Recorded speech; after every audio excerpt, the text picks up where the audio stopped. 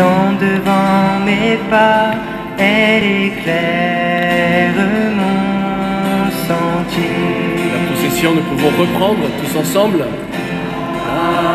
parole est une Lampe devant mes pas, elle éclaire mon sentier. Ta parole, Dieu de lampe devant mes pas, elle éclaire mon sentier. Ta parole est une lampe devant mes pas, elle éclaire mon sentier. Ta parole est une lampe devant mes pas, elle éclaire mon sentier. Prenons ensemble le chant de l'Alléluia. Allez, allez, allez, alléluia, allez, allez, allez, alléluia, allez, allez, allez, alléluia, alléluia. Jésus proclamait l'évangile du royaume et guérissait toute maladie dans le peuple.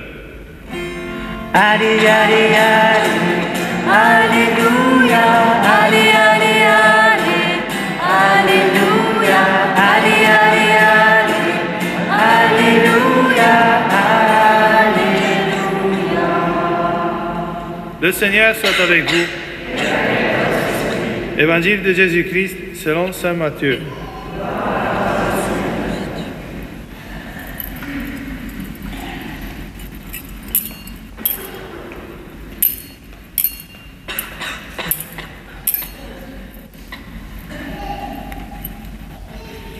Quand Jésus apprit l'arrestation de Jean le Baptiste, il se retira en Galilée. Il quitta Nazareth et vint habiter à Capharnaüm, ville située au bord de la mer de Galilée, dans le territoire de Zabulon et de Nephtali. C'était pour que soit accomplie la parole prononcée par le prophète Isaïe. Pays de Zabulon et pays de Nephtali, route de la mer et pays au-delà du Jourdain, Galilée des nations. Le peuple qui habitait dans les ténèbres a vu une grande lumière. Sur ceux qui habitaient dans le pays et l'ombre de la mort, une lumière s'est levée. À partir de ce moment, Jésus commença à proclamer « Convertissez-vous, car le royaume des cieux est tout proche. » Comme il marchait le long de la mer de Galilée, il vit des frères, Simon, appelé Pierre, et son frère André, qui jetaient leurs filets dans la mer, car c'étaient des pêcheurs. Jésus leur dit, « Venez à ma suite, et je vous ferai pêcheurs d'hommes. » Aussitôt, laissant leurs filets, ils le suivirent.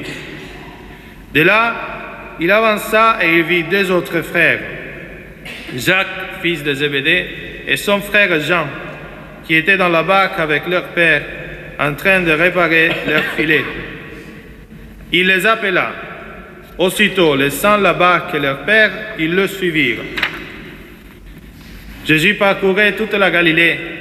Il enseignait dans leur synagogue, proclamait l'évangile du royaume, guérissait toute maladie et toute infirmité dans le peuple. Acclamons la parole de Dieu. Allez, allez, allez, alléluia, allez, allez, allez, alléluia, allez, allez, allez, alléluia, alléluia.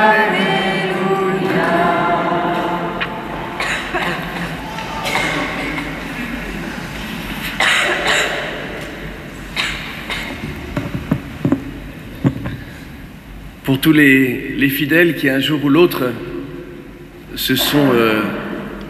ont voyagé et ont vécu des célébrations. Je pense à beaucoup de pays d'Afrique ou d'ailleurs, pas qu'en Afrique. La procession de la parole de Dieu, la procession de l'Évangile a souvent une place importante.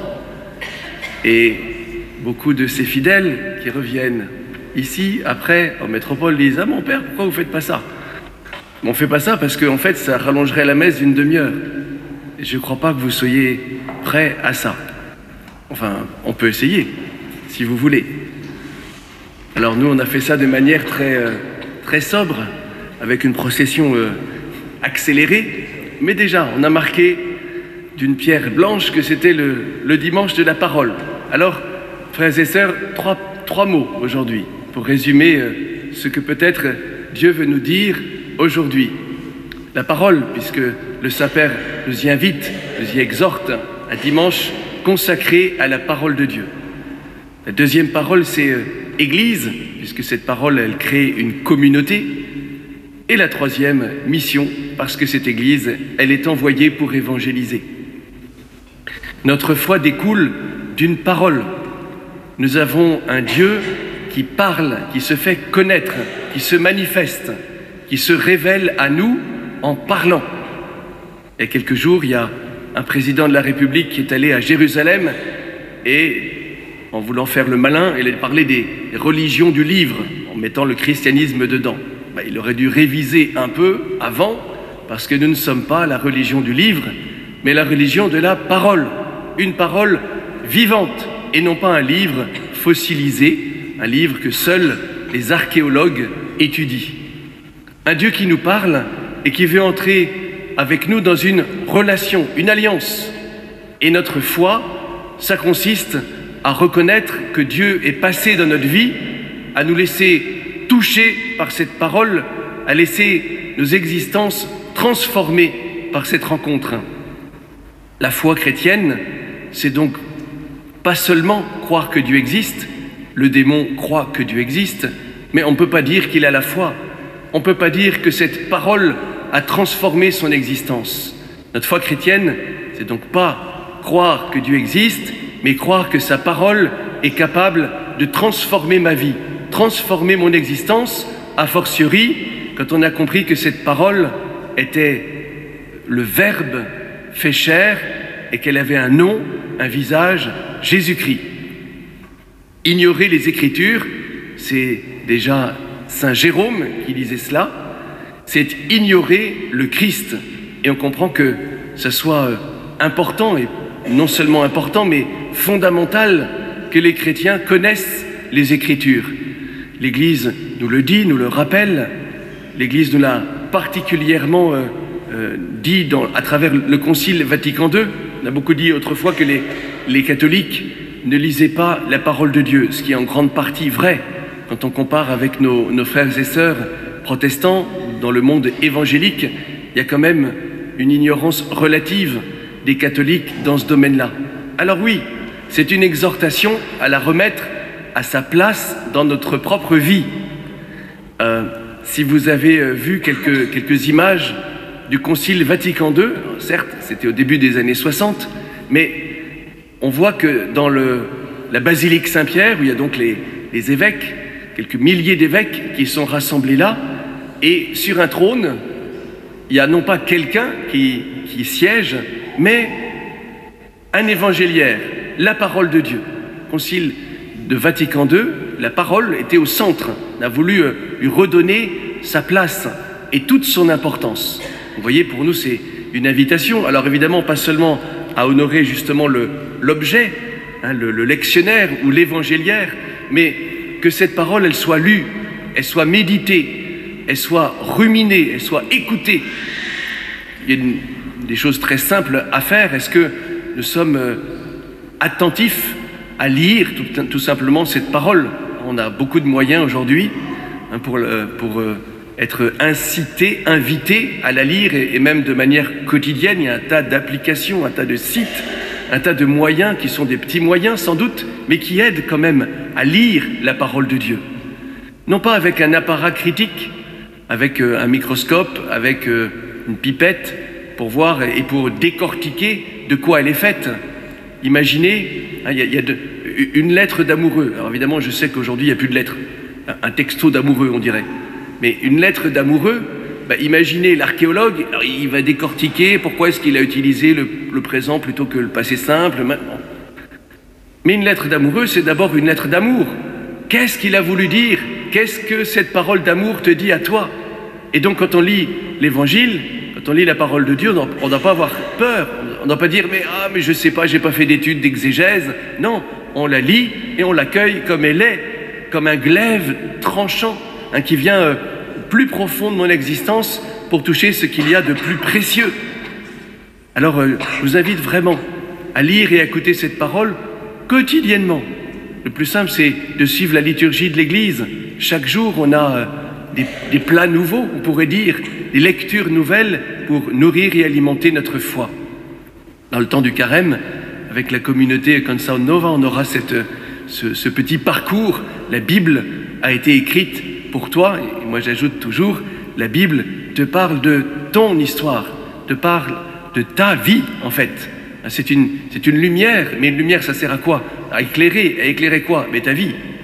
Donc une parole vivante qui est appelée à être accueillie. Qu'est-ce que fait cette parole? Cette parole ne fait pas que flatter nos intelligences pour être des gens cultivés qui connaissent un peu mieux les Écritures. Cette parole fait de nous un peuple. Vous comprendrez qu'il y a une différence entre une foule et un peuple. Les gens qui composent une foule ne se connaissent pas, ils se croisent, ils sont là par hasard, ça fait une foule.